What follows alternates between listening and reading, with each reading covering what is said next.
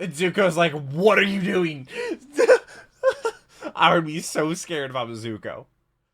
Generic intro into that goes. We're here back with some more Overanalyzing Avatar. Today we're doing the Southern Raiders, which is the episode where Katara confronts the man that killed her mother forever ago when she was a young child. And this episode is one of those episodes that I vividly remember and actually kind of like took a lesson from that I turned into who I am today and like took later in life. And like I still think about this episode regularly because of like the choices that she made in this episode and whatnot. You took my reaction to the last episode, which was the Boiling Rock Part 2. I'll leave my reaction to that video right up there. I'll also be linked down below in the description. Also, I'm going to place my channel with all the other Overanalyzing Avatar reactions. Go in chronological order. Shout out to patrons because they get the videos day early. A lot of time on Patreon channel could not do this if it wasn't for them. They get these videos a day early for $3 a month, as well as all my other videos on the channel. I don't break it up by series. I do all my reaction videos, anime reactions, and whatnot. All of that gets for $3 a month. You get it a day early for all of it. There's no paywall. There's no any higher tiers or anything like that. They give you different early access to videos. It's $3 for all my videos a day early.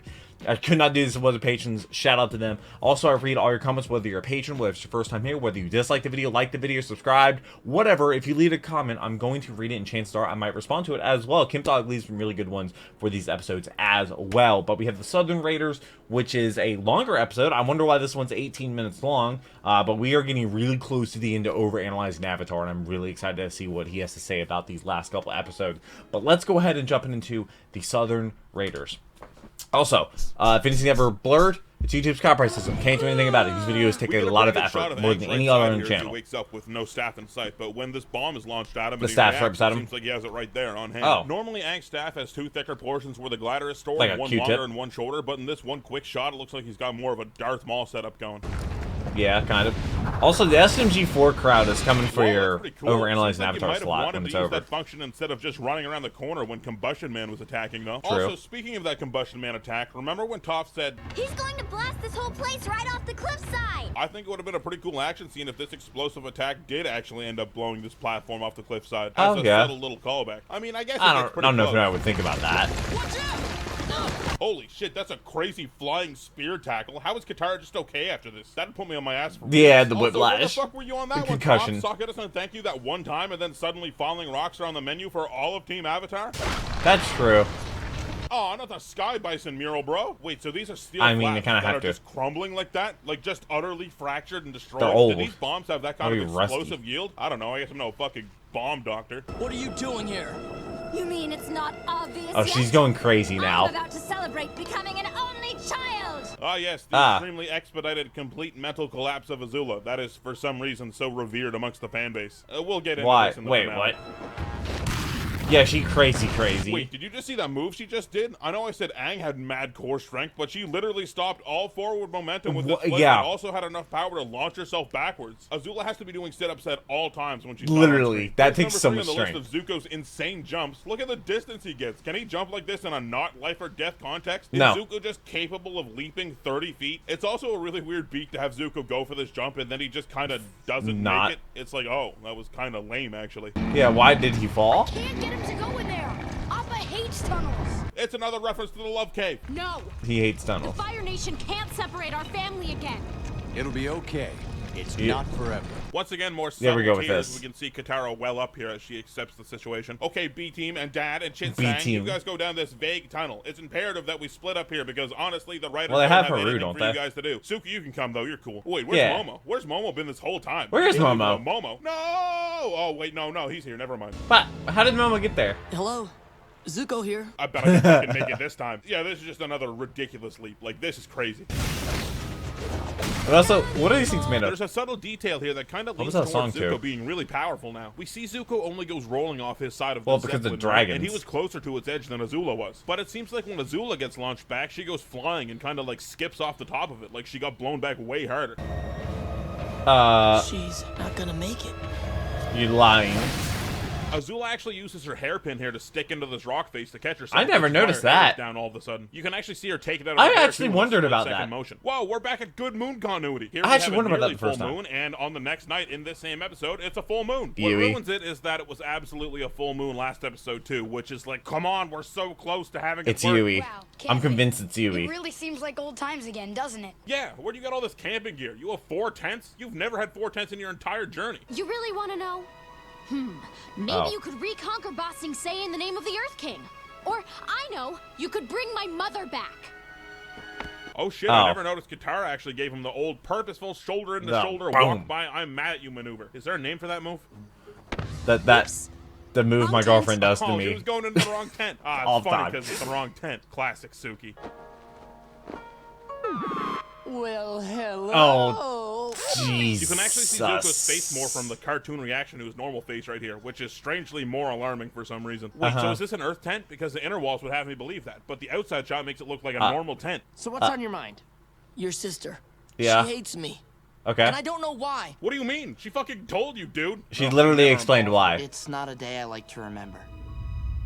Wait, hold on. By the looks of this flashback, the Southern Water Tribe used to be way more well put together. What caused it to degrade to this awful little circle of tents that we saw at the start of the show? There probably weren't any more Fire Nation attacks after this one, since there was no more waterbenders to hunt, and this raid goes pretty quick, so there's probably not a lot of damage done right now. So it seems weird that only a handful of years later they're down to looking like lost this. These guys have people unique or uniforms. Is this like a special operations unit for just capturing waterbenders? They're literally called the Southern Raiders, but there also seemingly hasn't been a raid on the South for 50 plus years at this point, if Hama is to be believed. But Hama was also clearly not secured by people in these uniforms. That would have been a nice touch if they were wearing these uniforms in Hama's flashback. But anyway, why the sick thread? That's so cool. The main ship had flags with sea ravens on them. The Southern Raiders. They're infamous for their southernly based raiding. And then they just stopped existing. What the fuck is going on with this tent? Why is there a flap here if there's no back wall? Also, I do not trust the angle of this earth slab. I would not be sleeping under that. Here's a behind-the-scenes joke I know. So for just a moment here, we see Sokka fiddling with his flower necklace, which seems weird. But the joke is that a certain kind of flower necklace in Hawaii is called a lei, L-E-I. And Sokka is seen here making one because he got laid last night. That did is he? A really hard joke I don't to get, think he did. Why else are you watching this channel, I guess?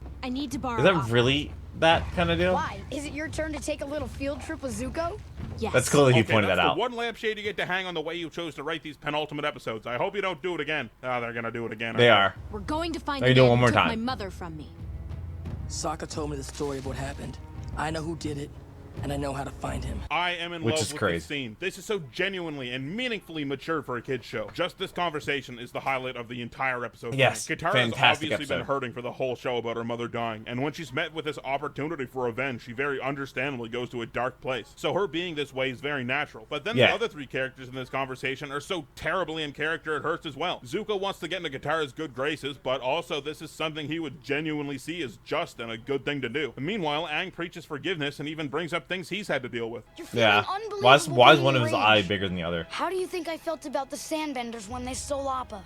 That's a little bit different. How do you think I felt about the Fire Nation when I found out what happened to my people? He's trying to help Katara in the same way that she helped him when he couldn't sleep. And Sokka, who has dealt with his mother's passing in his own way and has probably handled it in a healthier way than Katara, agrees with Aang and just wants to let it go. But I think Aang might be right. Then you didn't love her the way I did. And with this line, Katara is obviously just acting out. She's in a very compromised emotional state at the moment. But this also does play back into her overhearing Sokka saying he doesn't remember his mother's face, which, I mean, could be jarring to hear. That's from true, You'd yeah. have some thoughts on that, even if he was complimenting you as he said it. This conversation didn't you say remember that so scene? many differing viewpoints, and we can see where they're all coming from so clearly. And it's easy to agree that they all have a point. The one thing I don't like is that Aang tries to deliver this in-universe proverb. The monks used to say that revenge is like a two-headed rat viper. While you watch your enemy go down, you're being poisoned yourself. And the proverb is fine. I just think it doesn't serve such a real and heavy conversation very well to bring up a two-headed rat viper. But it finds its way again really quick. Because how silly it sounds. Out of sounds. the whole conversation. You do have a choice. Forgiveness. That's the same as doing nothing. Well, no, it's hatred's not. like it's easy to do nothing.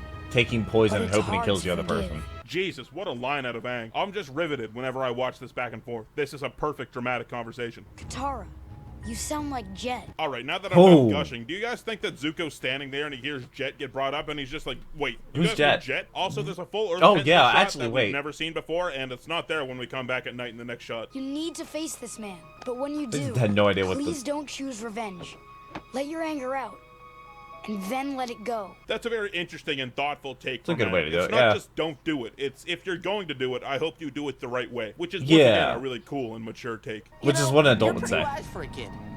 Thanks, Sokka. He's 100 years old. Usually it's annoying, but right now I'm just impressed. Has Aang been all that wise before this episode? Can I borrow Momo for a week? Momo's actually Why? been noticeably absent in this episode. He's only been in that one shot. He's usually kicking around in the background. Yeah, where is but Momo? Not even during the campfire scene. He's not even near Weird. Appa. Okay, so canonically, if it's supposed to be a full moon each month, they probably want us to believe that this is the full moon after the whole Hama debacle. But as you know, we have soundly debunked that. Where'd you guys get these ninja outfits from? Alright, good question.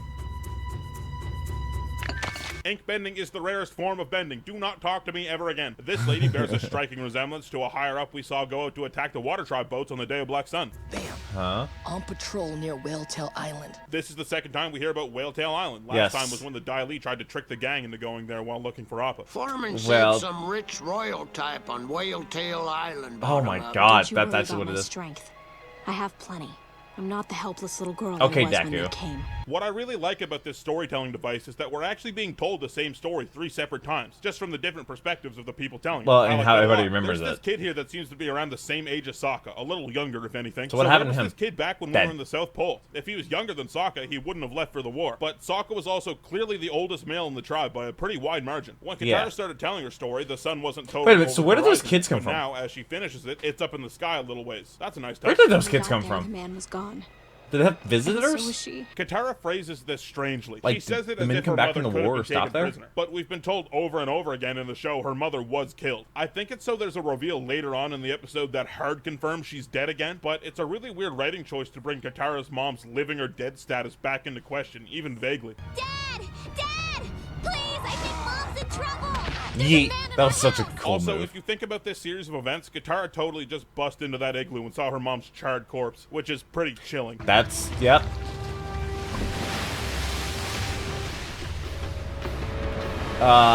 Man, what was I talking about when I said Katara doesn't really do anything on this level again? Maybe I was no, thinking, she well, does. she's not boosted by the full moon? I don't know. That Okay. point passed me. Yeah, it was a bad call. Zuko actually Nice. disarms this guy and delivers his hip check in one swift motion. But it leaves me to wonder. It's weird that Zuko didn't Like, bring let's his just own get swords back on up. this mission, right? That's usually what he does. But I guess he can firebend, I guess. I think making this guy look so similar in only this one shot to Yon Ra and Katara's flashback is kind of cheap, honestly. He doesn't bear Why? much of a resemblance to him at all outside this shot. So I think it could have been cool for eagle-eyed viewers to notice that they don't look alike and put it together for themselves. Yeah. Realize it's not him. So Katara using bloodbending Bloodbending. here is a cool storytelling moment. It's a device that's been framed to be totally outside of her moral beliefs. So to see her use it here really puts an exclamation point on the feelings we've seen And her get Zuko's like, across. But "What are is you it just doing?" me, or does this kind of feel like the writers wrote this I would scene in be just so to have scared about bloodbending come Zuko. back briefly? So Hama's episode didn't feel so isolated. Like, it would have been weird if bloodbending happened literally only once, right? Yeah, no, So it's- doing it it's here a makes great it feel like use. it's more of a real thing. I'm not saying that's a bad thing. It might actually even be a good thing. But I think it's just noticeable after how many times I've watched the show, I guess. I need something. Oh, yeah. Yes, Mother. Meh. What is it? The tomato carrots from your garden are too hard for my gums. This is a very weird thing to introduce on episode 56 of a 61 episode show. Tomato carrots? As in the same way animals are spliced together in this show? Why haven't we heard anything like this before? Would you like something else from the garden? You don't got anything going on in the Yeah, garden, there's Yon nothing. Ra. Shit looks like a town Clint Eastwood would ride into. Hello? Is someone there? You would think he would have a decent That pension was him. if That he was was the like the monster. leader. I can tell by the way he said. Hello? Is someone there? Nobody sneaks up on me without getting burned. Who's in the background just dancing? Oh, is that Aang? Wow, you're bad at this. Like, they're just like, oh, I'm gonna scare you. We weren't behind the bush. Whoever you are, take my money. Take whatever you want. I'll cooperate. So Yon Ra being this little pathetic loser is a really interesting way to take this conflict, actually. There hasn't been an Avatar villain that's been built up to such an extent that's been a false climax. Shit, Long Feng was a big problem, and we didn't even know he was a bender until he turned Jet's internal organs into hamburger meat. So Wait, this did he seriously obviously not bend at terrible all? man who's done ghastly, unforgivable Is things, just this- turning out to be this cowering, frightened old man is a Yep. really novel concept. I like It's that a they chose great- to I love juxtapose it. this vision of the ultimate villain in Katara's head with him actually being a sniveling, sad old man. Why don't you take a closer look? Yes. Yes. I remember you now. Which is You're crazy. the little water tribe girl. I can tell by the way you said. Why don't you take a closer look? Once again, we're moving to a new angle of the story because now it's from Jan Ra's Crazy perspective. how many I just people think he that's saw really over cool. his life. Okay, so We here still we go remember with the that. Hama theory. So Hama was taken from this water tribe around 50 years ago, and she actually turned out to be this crazy next-level blood-bending witch. Up to and including Hama, the waterbenders were only ever taken prisoner and thrown into jail. But now, on this first anti-waterbending raid in half a century, with the context of waterbenders from this tribe somehow being able to brutally control people and escape prison, the Fire Nation are not taking prisoners on this raid. Most likely because they don't want a repeat of Hama. So basically, the idea of Hama got Katara's mom killed. Woo! That's wow. Okay, I did not think about that. Redirected that. I could have redirected that. Me! Which is crazy.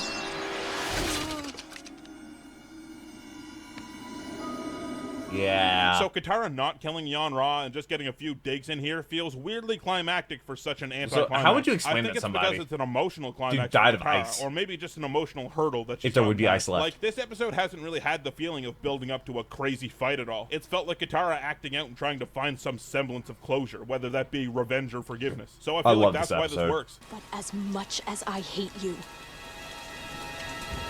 I just can't do it. You want me to do it? We actually joined the gang on Ember Island here, just down the hill from the Ozai family house. I wanted to take out all my anger at him, but I couldn't. I don't know if it's because I'm too weak to do it, or if it's because I'm strong enough not to. And I really like that Katara doesn't actually reach a conclusion on her feelings about Jan Ra. She's still furious and hate-filled because of course you would be. That dude killed your mom. It would have felt really weird if she just straight up forgave him. And I feel like a lot of kids shows would have gone down that route. This episode takes a really nuanced look at the situation, and I'm really glad that Katara is only on the road to having a better outlook on it by the end of it. It feels really real. Violence wasn't the It is really real. The emotions. Never is. Then I have a question for you. What are you gonna do when you face my father? Nostalgic? Why this nostalgic? Episode is obviously awesome. What? This might be the episode with the most adult tone. Reactive every Monday. Once Katara and Zuko go on their mission, there's no joking around. It takes itself very seriously, and I think it shines for that. I just said the show takes a nuanced look at this situation a minute ago, and I hate to repeat myself, but that is the best way to describe it. The characters all have unique and valid views on this really heavy topic, and that one scene, like I said, is amazing. Easily a top 5 scene in the show for me. And by the end of it, Katara's just in this state of anger and confusion, and she's questioning her own morality and what's right and what isn't. It's just very grand and how she used blood bending. Viscously real. And there's no really good answer. Not to crawl in my own skin here or anything, but I don't think I'd be able to stop myself in that situation. I don't know if a lot of people could. And for someone that's been so sure of her own moral compass throughout the entire show, to be met with this question of she's not sure whether she should have done it or not is endlessly interesting. This episode poses a question to Katara and the viewer, and by the end of it, the question is unanswered for Katara, and maybe it is for the viewer too. And wow, what a great choice to have it end on that note. Patron shoutouts if you want to be 2 episodes ahead of the YouTube releases. You can support me on Patreon for just a few bucks. Link as always in the description below the video. Biggest shout out to all. Go to my top Greensboro, the guy who made actually float when they meditate. Ben Misro, who chopped down a redwood with 3 mighty a duck that can move, or whatever somebody said last week's comment. If he got the goddamn chance. Donnie Snow, who had a 2x4 broken over his head and he actually gained 5 IQ points. Dylan Calvo, who gains the power of the witch at the stroke of midnight. Dylan Roche, whose birth caused the Tunguska event. Garrett Kane, who discovered the color purple. Honor and Cultivation, grappling hook world champion. Jerry Kraft, the first person to perform a 900 on a skateboard with no half pipe. Caitlin, who snuck into the hexagon, which is roughly 15% more secure than the pentagon. Kennedy Stapleton, who has a gold medal in turtle spinning, whatever that is. Leif Ernhammer, who outran the eruption at Pompeii on a motorcycle. Luke Herrera, who threw a frisbee so hard the atmosphere made it ignite. Mandatory Sin, who has the mental capacity of 1 human plus 1 dolphin. Nick Kapainen, who slew the one and only known sky squid. Omega Fighter, who has a Volkswagen Beetle that can travel interdimensionally. RCNFL, who can flashbang you by clapping their hands. Skylos, who has the other half of the amulet. You need that amulet. Sky Strider, whose shadow can kill other shadows. Stephanie Riches, who has entered Screaming Neon mode. Tiago Nascimento, who has been uploaded to the internet and has a digital clone that he's not totally aware of yet. Varuna, who can do that cool backflip dismount off the swing set that you've never had the balls to try. And Zoopy, who doesn't need a swimmer, mom, it's not even cold. And of course, my other fuck you money patrons, Burb, Caesar's Ghost, Charlie Rock, SMG4's trying to come for the Overanalyzing after spot, whatever that's done. They want me to replace this with Sunset Paradise. Jared Berkman, John, Mage the Mage, So, Bishop Boblov, Nope, I don't know. you fight with them about that one. So piteous. I read the comments. The sinking bubble and you freaking nerd. And of course, I wonder if Overanalyzing Avatar knows of my existence. Has anybody else reacted to this series? I don't know. Big Thirsty, Brando Espinoza, Brand Muffin, Cameron O'Solo, Canine Corpse, Charles Burnett, Dan Bertel, David Carlisle, DJ Jax, Do Mutual Aid, Dominic Saint, Distant, Earth 2 John, Eleanor Rose, Fingal Kern, Isaiah Wilson, It's Curtin, Jacob Fries, Jacob Whitecotton, just gonna keep on going. James Hanlon, Jay Lambo, Jeremy Rubenstein, Jimbo, John Ajaka, Jot Moreland, Joshua Bone, Justin Scott, Caton Connor Prendergast, Keon Gilliland, Lady Serena, Lehman Russ, Literal Master Rocket Scientist, Madison McCone, Matthew Stargell, Mitchell Gobrecht, Mortius 007, Nickel Pickle 582, I also Nicholas have a Patreon. Abbott, Omar, Papa I couldn't do Jata, this if it Papa wasn't for them. Parker, I upload a lot of videos. Radiator Rat, I try to make it as good as value as possible. Shadow Fox Nero, Sky, like last December I did 100 videos and patrons Travis Chestnut, was still $3 a month. Vavina Lockfire, Wilbur, Base 16 videos a week for Dan, Patreon. Wool, Wyatt Pence, 18 videos total and 4 live streams. Do it all myself. And I'm not gonna lie, that's gonna be a hard one to do. Why? I don't really remember that one being a good one. I'm trying to remember the Ember Island players. I remember it obviously had the play and stuff, but I'm trying to remember what else happened in that episode. Or was that the Toph episode? Was that the Toph and Zuko episode? I'm not really sure. But after that one, the last 4 are gonna go crazy. But I am so excited for those. I hope to see you there. Thank you so much for watching this video. I hope you're subscribed so you don't miss future videos. You can definitely check out some other ones on my channel. There's a playlist on my channel with all of my overanalyzed Avatar reactions. Go in chronological order. And if you want to support the channel on Patreon, it would be greatly appreciated as well. But this is great. I can't wait to read your comments and see what you have to say about the Southern Raiders and what kind of effect this movie, or not movie, but this episode had on you. It had a huge effect on me as a kid growing up and kind of shaped me into the person I am today and kind of like shaped my morals, I guess, maybe, which is a really good thing. I'm glad I grew up watching Avatar because it definitely helped make me into the person I am today. So I really hope you enjoyed this video. I look forward to the next one. I hope to see you there. But until then, take care and cue the music.